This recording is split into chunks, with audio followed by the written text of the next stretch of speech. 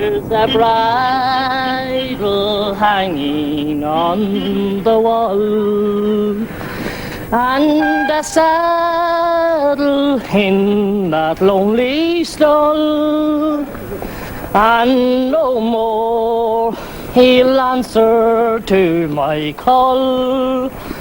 There's the bridle hanging on the wall.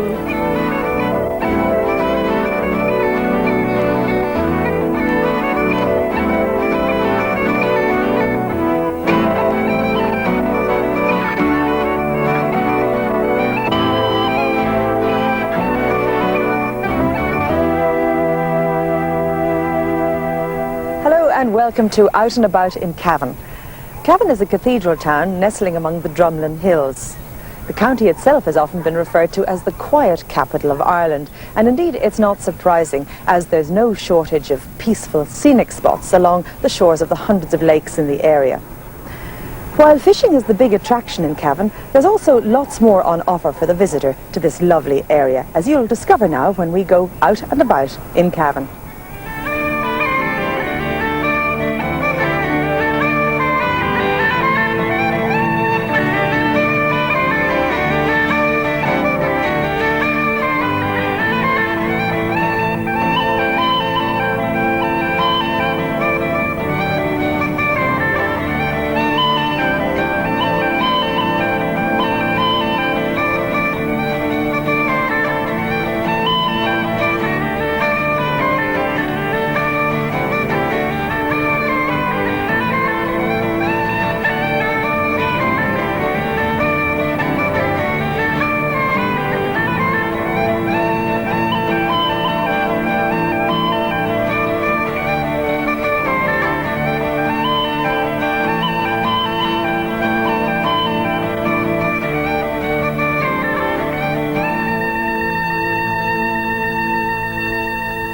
Vincent Walsh, you're a director of the Midland Regional Tourism Organisation.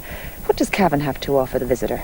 Well, I think as we can see here today, Thelma, I think we have beautiful scenery, peace and tranquility. And that's something that County Cavan can offer anyone who comes to visit our county. Cavan is particularly well enhanced with the large number of lakes and rivers which we have in the immediate in the area. And in fact, we have a lake for every day in the year. And as against that, we have the rivers and lakes are well stocked with coarse angling for our fishermen, both continental and Irish.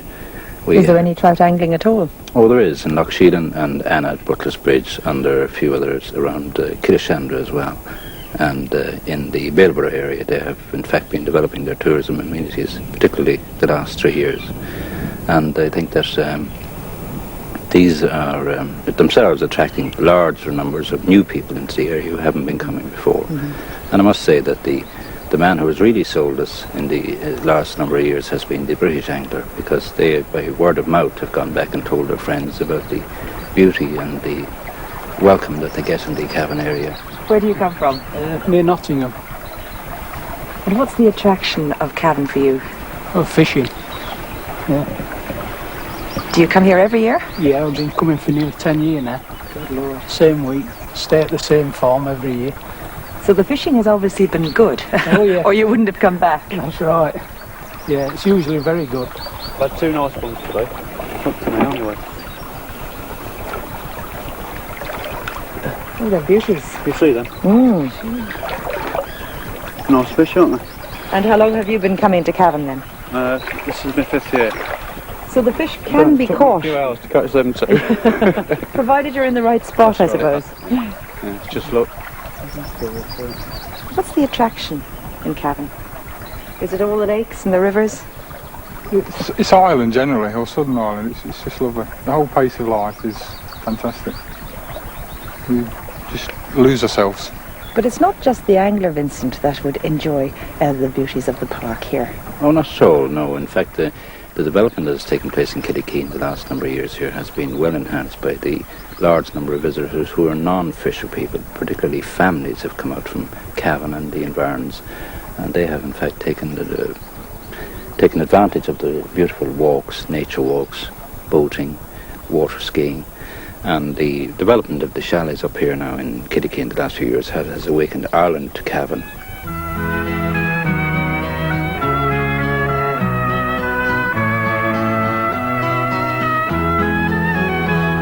as I walk the road from Killashandra, weary I sit down, for it's 12 long miles around the lake to get to Cavan town.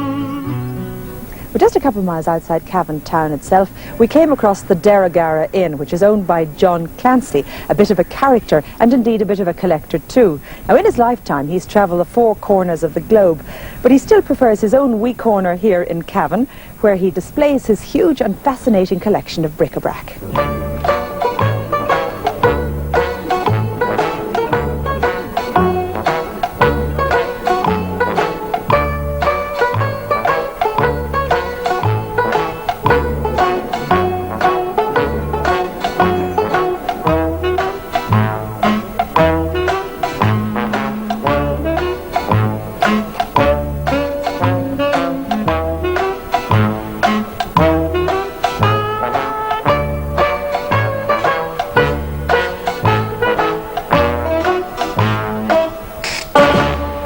John, that's a marvellous collection of stuff you have in there. Where did you collect all that and when? I collected from various different places around Ireland and all around the world, different places around the world, and also people bring different things from different countries and I hang them up. You must hang them something to somebody, you know? Yeah, is there great interest in it apart from visitors? Fantastic interest, very great, and even with the young people today, but things they've read about but they can't see them, they come in here and they can actually see them. Yeah. Well, a more recent addition to your assembly is these lovely carriages. What about that one there? This is a carriage that was used by a governess for taking the children out in the country for a drive, because they can see all around, it's glass all around, and they can see all around. And the governess used to take the children out in with a family in England called Brome. That's where it came from originally. And I got it done up last year and got it, I do weddings in it now. What about the next one, John? This one here is also another carriage. They use this one for weddings. And you can see there's a little door in the back, and you get up in the back, and bride and groom can sit in the back, and they sit in front, and have the two lamps. Also, there's a lovely break there, and very, very old. As the bride and groom sit up? Bride and groom sit up, stay on the back. I see. In the back. And you can also take it off, and you can close it down, and you don't have to have it if you're bringing nobody else. Just, I see. You can bring How about this one? This is what they call a sportsman's gig. This for going to the races. It's very highly sprung. It's for man and wife who go to the races. This is what they call a sportsman's gig. It's an open one, of course. An open one. The weather is good. What about then this lovely covered car? What are you calling that one? A very old, and it's called. This was used a doctor's gig. It's very, very old. And that's the most unusual one I have. Yeah. And what about that? That seems to be adjustable or adaptable. Yeah, it folds down. See, it folds down like that. Ah, that's lovely. So that on a fine day you can have the sun, and if it's raining, the front there. And of course that's why it was particularly suitable for the doctor. For the doctor, yeah. Going on his calls. Going on his calls. John, why did you collect all that stuff, and why did you, I mean, these are very interesting things. Why did you collect them? And well, I remember I'm here 18 years, but 17 years ago a lorry came up, pulled up outside, and there was a lot of carriages and traps and all it, and they're all going to Germany. And I was disappointed to see them going to Germany, so then I decided that why should they all, so I started to collect them.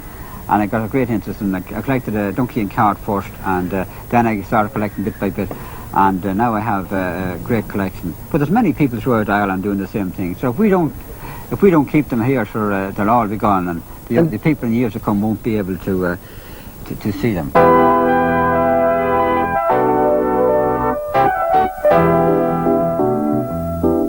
Travellers are one group in society that often get a very bad press.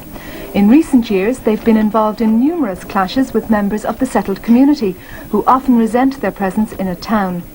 But here in Cavan, the Urban District Council has launched an initiative to help integrate travelling families. They've developed a halting site for 12 families, providing running water, toilet and shower facilities and bin collections. The project has been very successful and could well be a model for integration between settled and travelling communities elsewhere in Ireland. Gabriel Cullivan, you're the town clerk with the Cavan Urban District Council. How much work did the council have to put into developing this halting site? Well, the council put a lot of work and a lot of effort into the development of this halting site. The land for the site was donated by the Sisters of St Clair in 1981, free of charge to the council for a halting site. plans were prepared for a 12-stand site, and in 1985 we eventually got approval to the acceptance of a tender, commenced work, and it was finished in November of 85 at a cost of 215,000. Has it been successful? From the Urban Council's point of view, it has been very successful. Before this halt was built, there were 14 or 15 families out there along the edge of the road, and the local kids had to pass through this site going and coming from school, and it was a terrible situation. And now, as you can see, there's a footpath out there, the road is clear, the travellers are settled in here, and it's been 100% successful. Martina Maughan, you're one of 15 children in one of the families here on the halting site just outside Cavan. How did the site change once it was developed? Once with better facilities, with water and toilets. Everyone had a separate running water, separate toilets, since before there was only one tap, like a running tube, and we had no toilets before. And the kids are settled now down at school, and the wee ones go to a play school thing, and they're supposed to be making one of them here in the future. So there's pretty much everything that you need? Yeah, really. Well, you're 15 years old, a very attractive young lady. How much socialising do you do with the settled community in Cavan? Socialising? We know pretty few of them down there, young and old. We don't really go out much though with them. We meet them maybe in the daytimes when we go downtown and we talk. We know a lot of people around Cavan very well.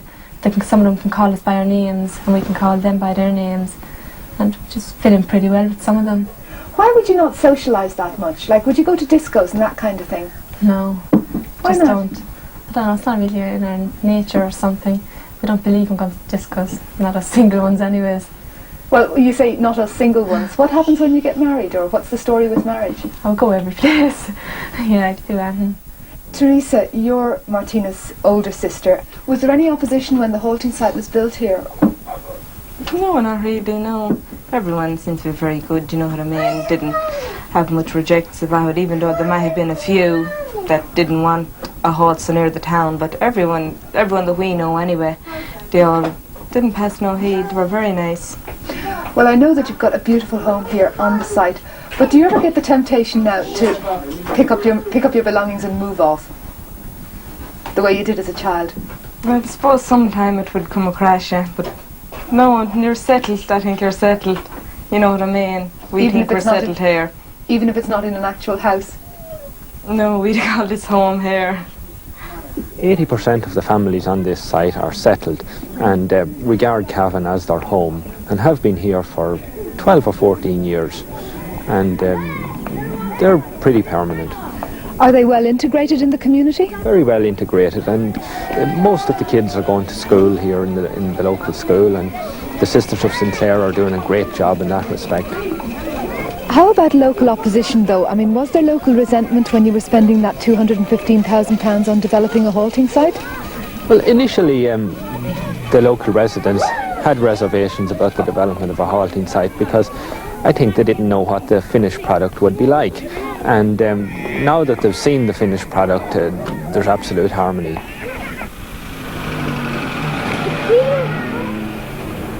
Although Percy French was born in Roscommon, he spent the first 7 years of his working life here in Cavan. Behind me is where he actually lived while he was in Cavan, 16 Farnham Street, and he claimed that the years he spent here in the county were some of the happiest years of his life. Phil the Fluter was a Cavan character. So too is Mel Doherty. Have you heard the Phil the Fluter from the town of Ballymuck? Times are going hard with him, in fact the man was broke. He just sent out a notice to his neighbours one and all as to how he'd like to accompany that evening at a ball. When writing out he was careful to suggest to them, if they found a hat of his convenient to the door, the more they put in whenever he requested them, the better would the music be for batter in the flow. With toots on the flutes, the twiddle on the fiddle, hopping in the middle like a herding on the griddle. Up, down, hands around, across and to the wall. Oh, haven't we the gaiety at Phil the Fluter's ball? Little Mickey Mulligan got up to show them how, and then the Cafferty steps out and takes a bow. I could dance off your feet, you see, as sure as you're born. horn. If you'll only make the piper play the heroes in the corn. Phil played up to the best of his ability. The lady and the gentleman began to do their share. Faith and Mick, 'tis you that has agility. Begorra, Mrs. Cafferty, you're left like a hare. With the tooth on the flute, the twiddle on the fiddle, hopping in the middle like a houghton on the griddle. Up, down, hands around the cross and to the wall. Oh, happen with the gaiety is filled there, fluter's ball. Hey!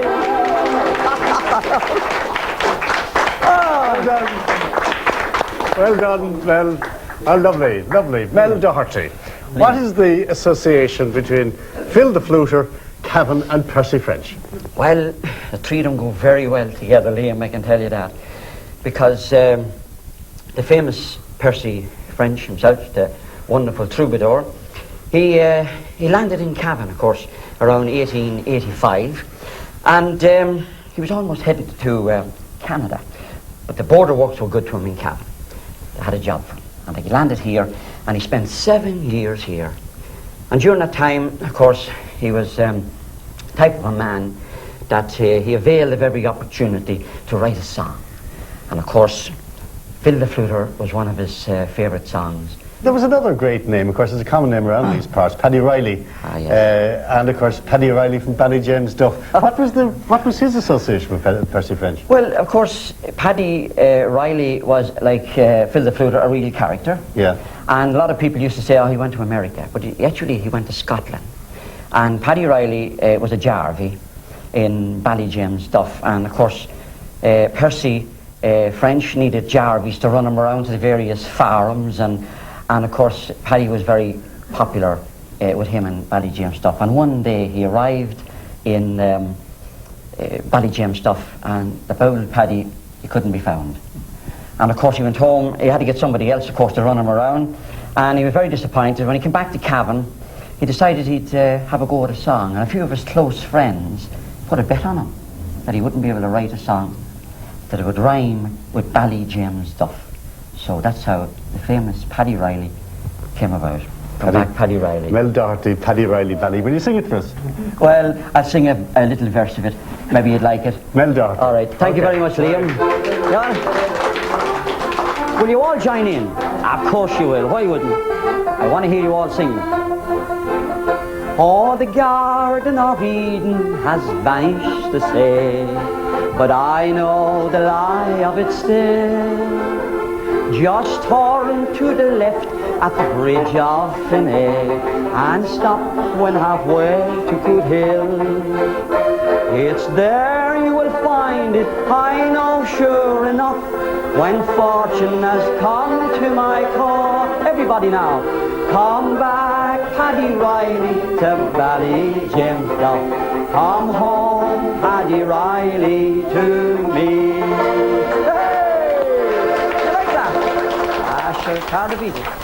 This is a replica of a piece of Irish crystal which An Taoiseach Charles Haughey presented to President Reagan in Washington last St. Patrick's Day.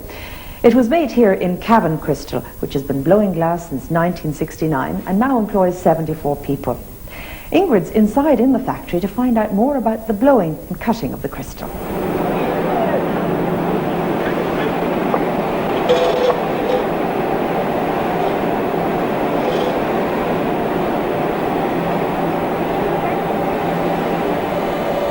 You're the sales manager here at Cavan Crystal.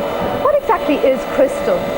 Crystal basically, Ingrid, is a formulation of silica sand, which constitutes 50% of a batch makeup, 32% lead, which is lead oxide, and the basic 18% is made up of trace elements which are used as heat-inducing and purifying agents in the mix.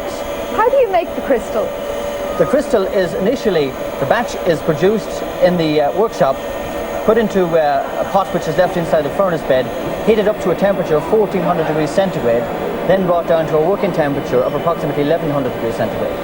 That makes the actual base from which crystal is produced. After which we actually remove the glass from the basic ovens, and they're formulated in shapes, in molds, of which we have a mold for each individual shape that we produce within the company here. Now, I've noticed that the way the glass is formed is by glass blowing. What's involved in glass blowing? It constitutes taking the glass from the pot, placing it into a mould, forcing air down through the tube, and pushing the glass to either side of the wall of the mould, turning it all the time so that it will not stick to the wall of the mould. And basically that forms the shape of whatever given piece you have the mould for. It must take enormous skill. Basically we have two levels of skill within the company. A glass blower who will get his skill after 5 years of training within the company, and a master blower who will get his skill after 7 years of blowing within the company. So it is indeed a very skilled job, yes. Well, the trademark of Irish Crystal is the intricate design work on the pieces. How is that applied to the piece? Well, first of all, we have the piece marked individually in relation to the pattern that we're going to place on that particular piece. And then the piece is pressed against a carborundum type wheel, which is then transferred onto a cutting bench where they use a diamond tipped wheel. The piece is applied and pressed against the actual wheel, cutting out that particular shape.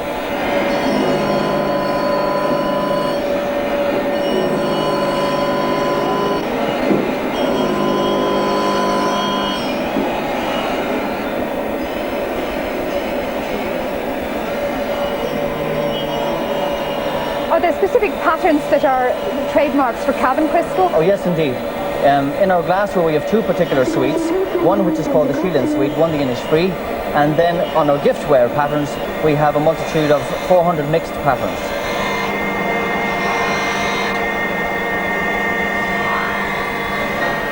One man here in the factory seems to be doing a very specific kind of glasswork. What is that? Indeed, we have a chap here by the name of Martin Mungan, and he is an artist in his own right. Every now and again we get one of them working with the company. We're lucky to have him. He produces a swan. We believe we're the only company in this country who can produce that product effectively. And we have two sizes of that product. He's the only individual here that can produce them. It's a very intricate piece of work that does not require a mould and is completely formed from handwork. So the glass is actually taken and formed by Martin in totus. And as I say, he's the only one that can produce that particular piece. So it's a real work of art? It is indeed, and we're very proud of him.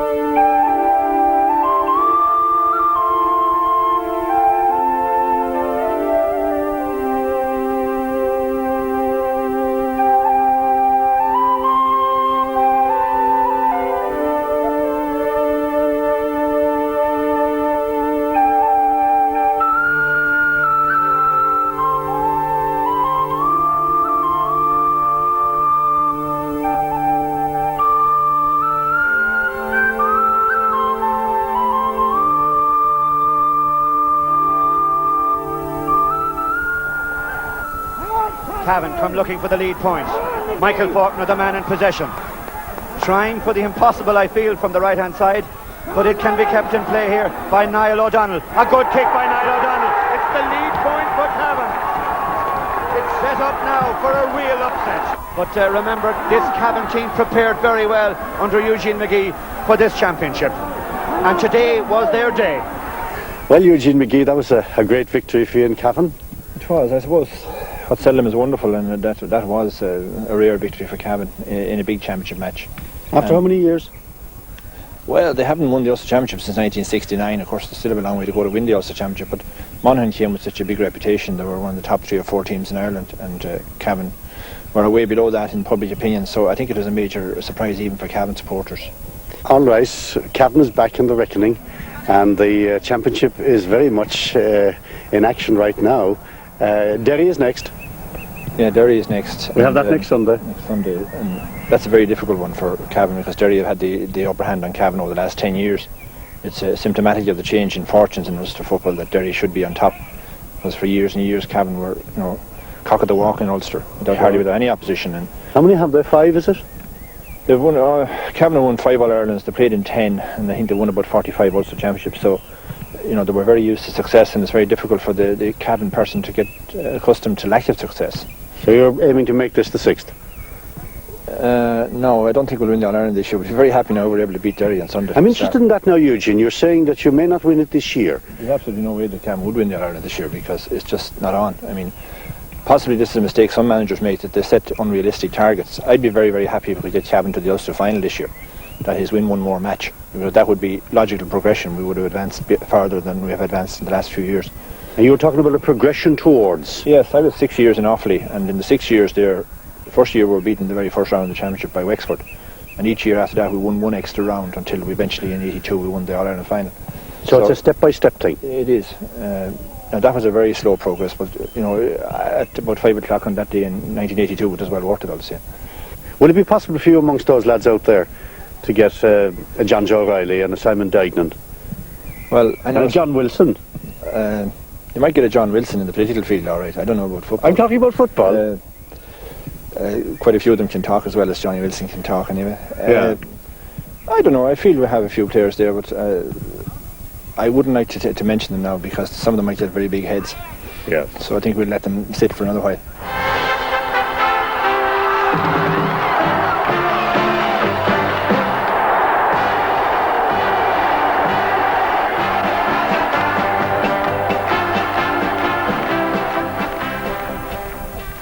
Here on a lonely back road just outside Cavan town, there is a garage.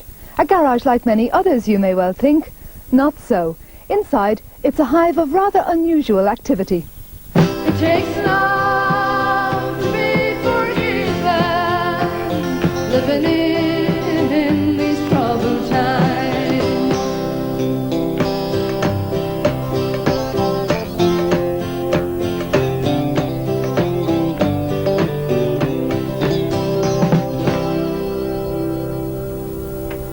Okay, that's all right. We take a break on that.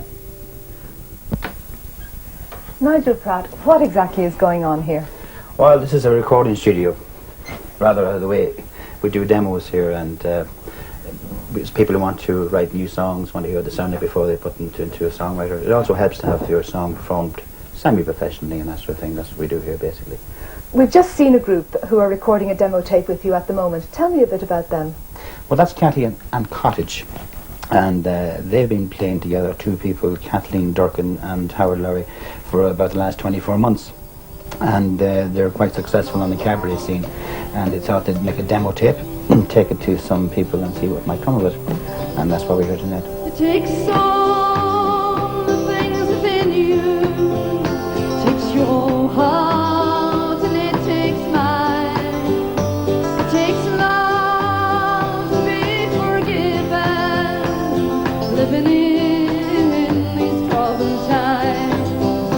When it rains in the rain and it snows in the spring, you're reminded again it's too much of the times, living in these troubled times brings you down to buy a paper. If you read between the lines, no one seems to have the answer, living in these troubled times. Still you try and you try, and you do what you must do. It's too much of a bang, living in these troubled times, loving in these troubled times. Well, that brings us to the end of our visit to Cavan, and I hope you enjoyed it. Next week, we're out and about once again, this time taking in the towns of Roscommon and Castlebar, and I hope you'll be able to join us then. In the meantime, take care of yourselves.